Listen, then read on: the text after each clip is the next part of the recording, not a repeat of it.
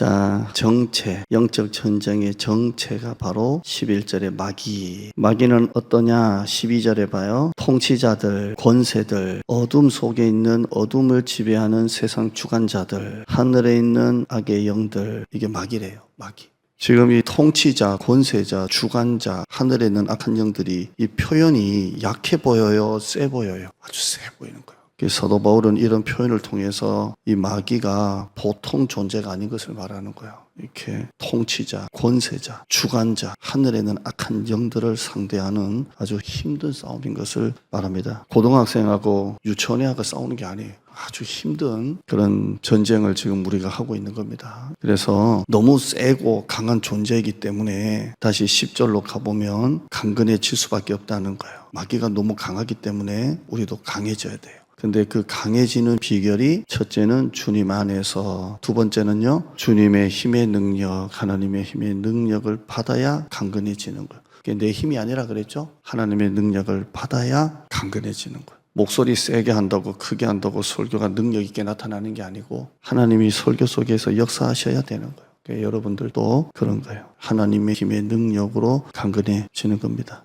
올해도 봉사를 참 많이 하시는데 여러분 힘으로 봉사하지 말고 하나님이 나를 통해서 하신다, 이렇게 그렇게 봉사하세요.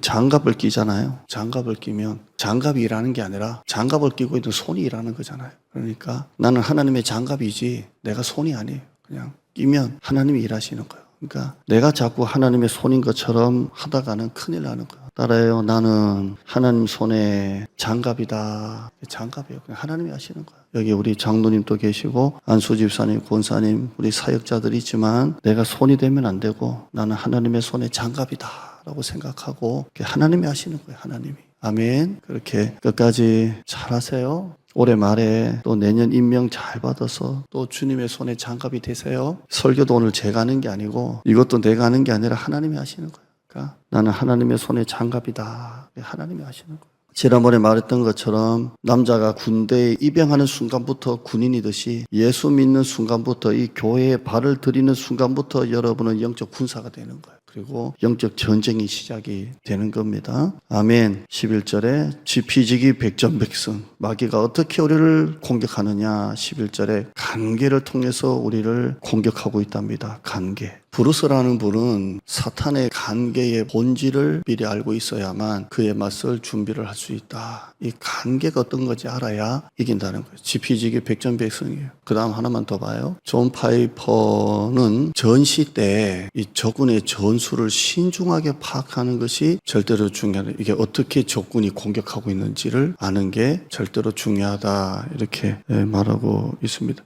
그 엘리사 때 보면 아람 왕이 이스라엘을 침략하려고 할 때마다 길목이 자꾸 막히잖아요. 그래서 아람 왕이 우리 아람 나라에 이스라엘에 첩자가 있다. 어떻게 우리가 쳐들어가는 루트만 어떻게 기가 막히게 알고 이스라엘이 딱 이렇게 길목에 막고 있으니까 어떻게 우리가 가려고 하면 그 길목을 이스라엘이 알고 있냐. 그래서 첩자가 있다잖아요. 근데 사실 엘리사에게 하나님이 영감을 주시잖아요. 그래서 하나님이 엘리사에 영감을 주셔서 이쪽으로 쳐들어온다. 그래서 엘리야가 사람을 보내가지고 이쪽을 막으세요. 이쪽을 막으세요. 이쪽을 막으세요. 이렇게 하잖아요. 그러니까 아람 왕이 안 되겠다 싶어서 엘리사를 죽이러 오잖아요. 그래서 도단성을 에워싸죠. 그때 불말과 불병거가 있고 뭐 게하시가 어찌하리까. 그러니까 하나님이 엘리사가 눈을 열어 보게 하소서.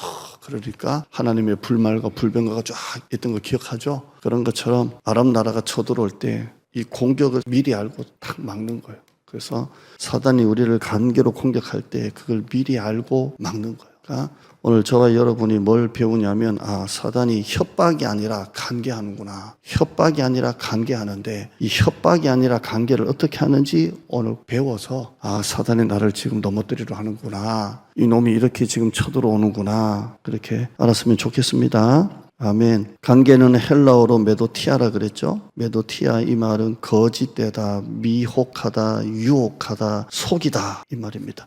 바울이 이 간계라는 말을 쓴 이유는 속일 목적으로 교묘하게 들어오기 때문에 교묘하게 우리를 속이려고 이게 간계입니다. 간계. 고린도서 2장 11절 한번 읽어볼까요? 이는 우리로 사탄에게 속지 않게 하려 함이라. 우리는 그 계책을 알지 못하는. 사단이 우리를 어떻게 한다고요? 속이는 거예요. 이렇게 관계가 속이는 자, 메도티아, 미혹하다 이런 게 다 관계잖아요. 사단이 우리를 속이는 거예요. 그래서 바울은 고린도 교회를 향해서 반대로 말하는 거예요. 속지 말라 이렇게 하는 거예요. 사단이 우리를 속이기 때문에 우리 보고 속지 마라 그러면서 그 다음에 뭐가 나왔어요? 계책이에요. 계책. 이게 우리말이 번역이 잘 된 거예요. 여러분, 계책을 세운다는 말은 계획적으로 한다는 거예요? 무계획적으로 한다는 거예요? 계책을 세운다 이 말은 이 계책이라는 말 자체가 굉장히 생각을 많이 하고 연구를 많이 하고 고민을 많이 해서 나오는 게 계책이잖아요. 사단이 우리를 속이려고 계책을 짠다는 거예요. 그 사람에게 약한 것을 다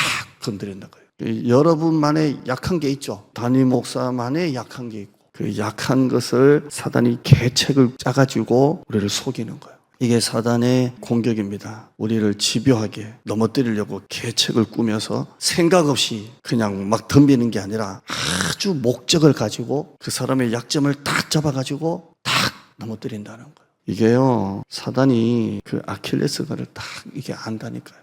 분열의 아픔을 겪은 교회는 사단이 계속 분열하게 만들고, 목회자 신뢰 때문에 어려움을 겪은 교회는 계속 그런 일이 일어나게 만들고, 이게 하여튼 사단이 계책이라니까요. 계책. 대충 생각해서 대충 그 사람을 공격하는 게 아니라 이 사람에게 가장 약한 것을 다 건드리는 거예요. 관계라는 말은 복수라 그랬어요. 단수가 아니에요. 그래서 사단이 한 사람을 넘어뜨리려고 관계들을 쓰는 거예요. 그러니까 이상교에게 한 개 가지고 하는 게 아니라 이상교에게 이런저런 걸 통해서 계속 흔드는 거예요. 그러니까 별의별 시험을 다 주는 거예요. 자, 마귀가, 사탄이 제일 먼저 등장할 때요. 읽어봐요. 그런데 뱀은 여호와 하나님이 지으신 들짐승 중에 가장 간교하니라. 뱀이 여자에게 물어 이르되 하나님이 참으로 너희에게 동산 모든 나무의 열매를 먹지 말라 하시더냐. 하나님이 지으신 들짐승 중에 뭐라고요? 뱀이 가장 간교해요. 뱀이 사단이 아닌데 가장 간교해요. 그래서 뭐라고 물어요? 뱀이 여자에게 물어 이르되, 이것도 남자에게 물어요? 여자에게 물어요? 그러면 아담은 뭐 때문에 먹었어요? 뱀이 직접 꼬셔서 먹은 게 아니고 하와가 먹고 남편을 꼬신 거예요? 그렇게 들어가는 거예요. 그러면 왜 마귀가 아담에게로 안 가고 하와에게로 갔을까요?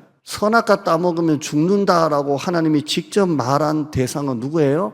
아담이에요. 하와는 누구를 통해 들었어요? 아담을 통해 들었다니까요. 그러니까 직접 들은 아담에게로 안 가고 아담에게 곁들은 하와에게로 가는 거예요. 그러면 여러분 설교 하나 나오잖아요. 설교도 여러분이 직접 은혜 받아야 돼요. 그죠? 남이 들은 간증도 은혜 받지만 내가 만난 하나님이 있어야 돼요. 내가 들은 음성이 있어야 돼요. 내가 하나님의 말씀을 레마로 받은 게 있어야 그거 가지고 먹고 사는 거예요. 그러니까 마귀가 얼마나 간교한지 직접 들은 아담에게로 안 가고 아담에게 곁들은 하와에게로 가요. 가서 먹지 말라고 하디. 그 다음 넘겨봐요. 동산 모든 나무의 열매를 먹지 말라 하시더냐. 자, 간교해요. 어떤 목사님 설교집을 보니까 그래요. 그의 접근은 은밀했고 그의 말투는 유혹이었다. 이렇게 말해요. 그러니까 아주 은밀하게 유혹적으로 말했다는 거예요. 유혹적으로. 먹지 말라 그랬어? 이렇게. 정말 그랬어? 목사님 설교는 조금 요즘에 부담되지. 그의 접근은 은밀했고 말투는 유혹이라니까요. 엄마가 말하는 건 잔소리고 공부해! 동네 형이 담배 한번 펴봐 새끼야. 괜찮아 펴. 그건 굉장히 친근하게 들리고 이게 사단이 말해요. 협박이 아니라 미혹이라니까요. 속인다니까요. 이 사기꾼이 얼굴을 가면을 뒤집어 쓰고 여러분의 재산을 싹 다 뺏어 먹으려고 싹 다가와서 온갖 좋은 말 해가지고 싹 다 가져가듯이 사단이 간교하게 그의 접근은 은밀했고 말투는 유혹이라는 거예요. 먹어 안 죽어. 눈이 밝아질 뿐이라니까. 이렇게 하는 거예요. 고린도서 말씀 봐요. 뱀이 그 관계로 하와를 미혹한 것 같이 너희 마음이 그리스도를 향하는 진실함과 깨끗함에서 떠나 부패할까 두려워하느라. 그 미혹의 목적이 뭐예요? 그리스도를 향하는 여러분의 마음을 진실함과 깨끗함에서 떠나게 하고 부패를 시키려고 교묘하게 하는 거예요. 교묘하게. 그러니까 여기에 우리가 너무 많이 속아 넘어가는 것입니다. 사단은 광명한 천사로 다가옵니다. 광명한 천사가 어떤 줄 아세요? 천사인데 광명하대요. 그러니까 진짜 천사가 온다는 거예요. 광명한 천사라는 말이 뭐냐면 천사인데 광명하다 이 말은 천사 중에 천사가 온다는 거예요. 그렇게 와가지고 여러분의 재산을 싹 다 벗겨간다니까요. 싹 다 와가지고. 여러분 마귀는 절대 친구가 아니에요. 마귀는 원수예요. 사단이에요. 희한하게도 목사님의 설교는 다 잔소리 같고 목장 갔는데 이거 얘기 나누니까 목장에서 나누는 얘기가 뭐냐면 아이고 그럴 땐 좀 쉬어야지. 그 얘기는 그렇게 위로가 돼요. 이게 사단의 미혹이라니까요. 어디 하나님이 그렇게 말씀하세요? 그런 거 없어요. 근데 우리는 자꾸 미혹에 넘어가요. 11장 14절 한번 다시 봐요. 시작. 이것은 이상한 일이 아니니라 사탄 또 자기를 광명의 천사로 가장한다는 거예요. 천사 중에 천사같이 가장해서 온다는 거 괜찮아 이러는 거예요. 저도 우리 애들 앉아있지만 저렇게 열심히 하는 애도 막 더 막 달리는 말에 그냥 채찍을 하듯이 확 올라올 때 더 기도해 더 맨날 찬송가만 들어 맨날 기도만 해 맨날 성경만 읽어. 근데 이게 참 어려운 문제입니다. 잠언 4장 읽어보죠. 사악한 자의 길에 들어가지 마라. 악인의 길에 다니지 마라. 그의 길을 피하라. 지나가지 말며 돌이켜 떠나갈지어다. 이걸 제가 다시 한번 보여드릴게요. 사악한 자의 길에 아예 들어갈 생각도 하지 말고 악인의 길에 아예 다닐 생각하지 말고 아예 가지 말고 그의 길을 아예 피하고 아예 돌이켜 떠나가라 이렇게 돼 있어요. 그래서 반복적인 죄, 습관적인 죄 전부 다 한 번을 통해서 한 번이 두 번 되고 두 번이 세 번 되고 세 번이 네 번 되니까 나중에는 신앙이 이제 굳어져 가지고 그러려니 하고 간 게 코로나 3년이었어요. 여러분 절대 쉽게 된다는 말에 속지 마세요. 세상에 공짜가 없어요. 하나의 열매를 맺으려면 10배의 인내가 필요해요. 여러분 또 누군가 한 분을 전도하려면 어떻게 해요? 그 한 사람의 전도의 열매를 맺으려고 10배의 인내해야 돼요. 10배를 기다리고 10배를 해야 되는 것입니다. 자, 그렇다면 이 관계의 목적이 이제 이 관계를 부린다고 했는데, 물론 관계의 목적이 타락인데요. 오늘 설교는 마귀의 이 관계의 목적이 뭐냐면, 한번 따라할까요? 하나님의 선하심을 의심하게 만든다. 이게 마귀가 관계의 목적이 뭐냐면, 하나님의 선하심을 의심하게 만들어요. 예를 들어서, 욥에게 한 마귀의 시험이 뭐냐면, 이런 거예요. 욥, 봐봐. 너 진짜 하나님 앞에 그렇게 살잖아? 근데 너 어떻게 자식 10명이 다 잃어? 너 어떻게 그 많은 재산 다 잃을 수 있어? 너 그렇게 신앙생활 열심히 하는데 너 어떻게 이런 사고를 당해? 어떻게 이렇게 가난해질 수 있어? 어떻게 이렇게 병이 들 수 있어? 어떻게 그럴 수가 있어? 이렇게 접근하는 거예요. 그래서 욥에게 시험한 마귀의 목적은 하나님의 선하심을 의심하게 만드는 거예요. 이게 마귀의 관계입니다. 우리를 향하신 하나님의 선하심을 의심하게 만드는 거예요. 또 예를 들어서 할게요. 네가 그렇게 신앙으로 사는데 사업은 왜 이렇게 어려워? 너 정말 기도하면서 사업하잖아. 근데 사업이 왜 이렇게 어려워? 또 네가 애들 위해서 그렇게 새벽마다 기도하는데 왜 애들은 잘 안 풀려? 왜 이번에도 또 떨어졌어? 왜 그래? 또 네가 그렇게 교회 열심히 다니는데 왜 그런 사고를 당하게 놔두셔? 너 그렇게 열심히 기도하는데 왜 이번에 암에 걸렸어? 이렇게 하면서 그 목적이 뭐라고요? 하나님의 선하심을 의심하게 만드는 거예요. 이게 마귀의 목적이에요. 하나님이 계시는데 네가 그렇게 일자리를 이렇게 놔두실까? 하나님이 살아계신데 네가 그렇게 암에 걸리게 놔두실까? 하나님이 살아계시는데 네가 그렇게 부도가 될 때까지 하나님이 왜 놔두셨을까? 네가 그렇게 새벽마다 애들 위해서 기도하는데 애들은 왜 맨날 시험 치면 떨어져? 왜 그렇게 기도했는데 남편이 왜 돌아오질 않아? 뭘 하는 거예요? 하나님의 선하심을 의심하게 만든다고요. 이 마귀가 찬스의 명사예요. 찬스의 명사. 무슨 찬스냐면 여러분의 불행을 가지고 하나님의 선하심을 의심하게 만드는데 이 찬스의 명수라니까요. 여러분의 조그마한 어려움이 딱 생기잖아요. 그러면 사단이 싹 들어와요. 네가 그렇게 교회 열심히 다니는데 너 목사님한테도 그렇게 잘하는데 왜 암에 걸렸어? 너 왜 이렇게 사는 게 힘들어? 왜 남들은 집을 사는데 너는 왜 집도 없어? 너는 왜 사업이 이렇게 부도가 될 때까지 하나님 왜 놔두셨어? 마귀는 불행 하나를 가지고 이만큼 그 괴로운 마음을 집어넣어가지고 우리 마음의 지혜를 다 사라지게 만들고 시험에 들게 해가지고 요만한 것도 이만하게 만들어가지고 뭘 만든다고요? 하나님의 선하심을 의심하게 만든다고요. 선하심을. 자, 저한테도 얘기할게요. 큰교회 목사님들은 선교 여행이라고 해외도 자주 나가고 어디 밖에 활동도 그래. 저는 맨날 집에 있잖아요. 맨날 교회 있잖아요. 근데 마귀가 와는 거야. 너 그렇게 부교자 2명 있는데도 설교 안 주고 그냥 길을 쓰고 올라가서 설교하는데 교회 부흥은 안 되고 왜 그래? 딴 데는 맨날 놀러 다니고 외부 활동 다 하면서도 교회가 부흥되는데 너는 맨날 교회 주고 맨날 그렇게 울고 불고 해도 왜 교회가 부흥 안 돼? 이게 미혹이라니까요. 여러분에게 있는 조그마한 불행을 콧대를 딱 들어와가지고 하나님의 선하심을 의심하게 만들어요. 여러분의 불행이나 시련을 미혹의 찬스로 마귀는 사용하는 명수예요. 여러분의 불행을, 나의 불행을 교묘하게 이용해서 하나님의 선하심을 의심하게 만드는 거예요. 이게 마귀의 미혹이나 관계입니다. 여러분, 어떤 불행이 와도 어떤 시련이 와도 하나님의 선하심을 의심하지 마세요. 제가 새벽마다 보여드리는 게 뭐예요? 우리가 기도한 기도를 그대로는 들어주지 않는다 할지라도 지나고 보면 어때요? 다 들어주셨다니까요. 하나님은 그대로 들어주는 분은 아니에요. 내가 500원짜리 자판기 넣으면 500원짜리 캔커피가 나오고 그런 하나님은 아니에요.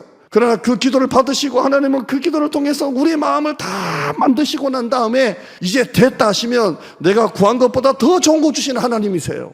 근데 마귀는 뭐라 그래요? 그 사이에 기도로 와가지고 네가 그렇게 기도하는데 왜 안 돼? 네가 그렇게 새벽마다 기도해도 사업은 왜 이렇게 어려워? 하나님의 선하심을 완전히 의심하게 만든다니까요.